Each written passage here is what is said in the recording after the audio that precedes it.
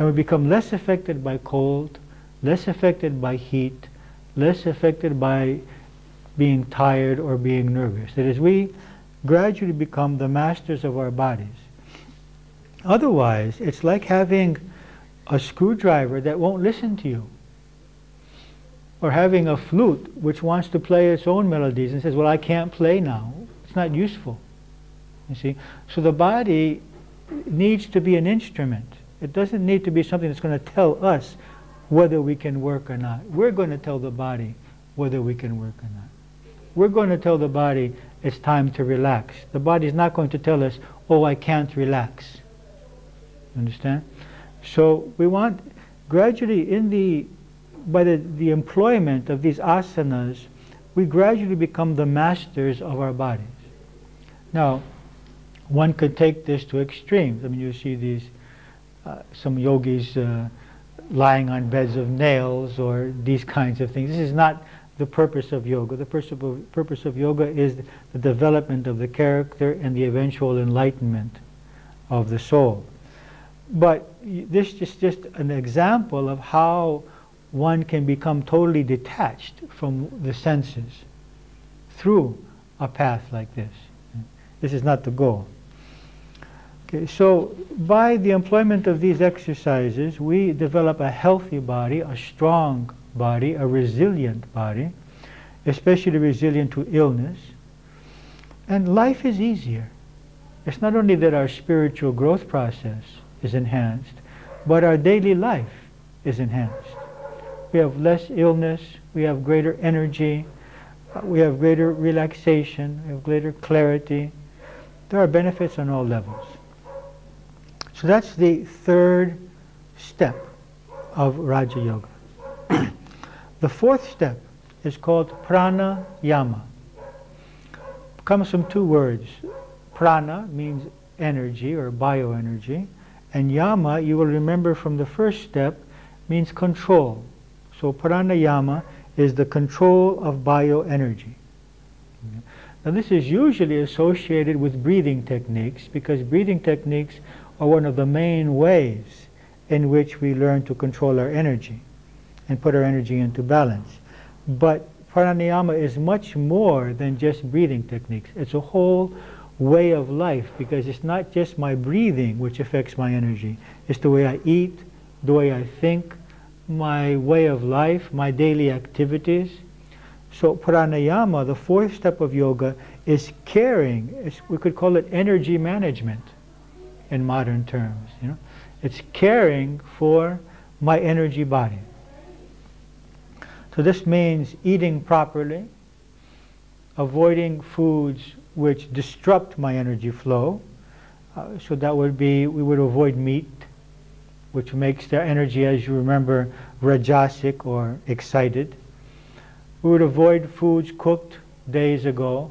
We would avoid canned foods, packaged foods, any foods lacking in energy. And so we would try to eat as much as possible fresh fruits and grains and vegetables, legumes, nuts, and some amount of dairy. Okay? And this, first of all, would create a healthy energy body.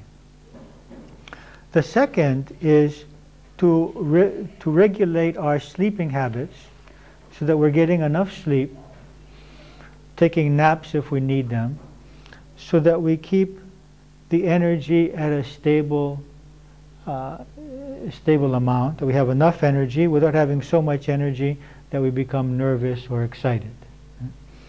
The third aspect would be the employment of the exercises. And the fourth would be the employment of certain breathing techniques. Okay? Now, one of the most important breathing techniques for the regulation of the energy flow is the alternate breathing that we have already learned and are employing before our meditation. Now, besides that, we can learn to regulate the rhythm of the breathing as you already have learned. We are now doing what is called the square breath, whereas the 4 acts of breathing, the inhalation, the retention, the exhalation, and the suspension without air, are of the same duration. When one moves on in yoga, has purified his diet, has purified his body, has purified the mind and the emotional being to a certain extent, so that he doesn't have these extreme emotional states, then one can begin to increase this ratio. And what we do increase usually is the retention and the exhalation. So a typically classic rhythm would be 1, 4, 2, 1, which means if I inhale for counting for 4, I'll hold for 16, I'll exhale counting to 8, and I will hold the suspension counting to 4. You see, this is not suggested to anyone who doesn't have a teacher and who has not purified themselves, first of all, with a pure diet and done a number of years of yoga asana. Otherwise, I suggest that you stay with the square breathing, where it's the same duration for the inhalation, the retention, the exhalation, and the suspension. But when one begins to practice this alternate breathing in harmony with the counting, and also includes the awareness of the chakras, of the centers, as we have already learned, of inhaling into the solar plexus, holding in the heart center, letting it move up through the neck or the throat on the exhalation, and then focusing on the suspension in the forehead. This moves the energy from one center to the other and raises the energy into the higher center. So we have three things going on here. We have the alternating of the nostrils, we have the regulation of the breathing, and we have the concentration on the energy centers. So the pranayama, or the control of the bioenergy, or the management of the bioenergy, is very basic to meditation, because the mind and our thoughts are very much affected by our energy level. And so when we have a high and peaceful energy flow, we have positive thoughts. And when our energy drops, we start having negative thoughts. And so when we're trying to meditate and we have low energy, we're going to go into these astral states. We're going to go into these states of like dreaming, of these various thoughts with no meaning, with no reason. You know, it's like dreaming. And if we're in a rajasic state of excited energy, we're going to be thinking about everything that we have to do.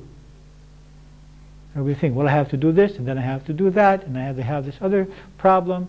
And so either we're going to be super concentrated on our problems and our responsibilities and what we have to do in life, or we're going to go into this lethargic, dream-like state. So this is why we practice alternate breathing daily, and this is why we practice it before the meditation, so as to create a sattvic or harmonious energy flow in the body, so that the mind is more able to concentrate. And so that's the fourth step of Raja Yoga, pranayama. The fifth step of Raja Yoga is called pratyahara. Pratyahara. Some people interpret this as the control of the senses.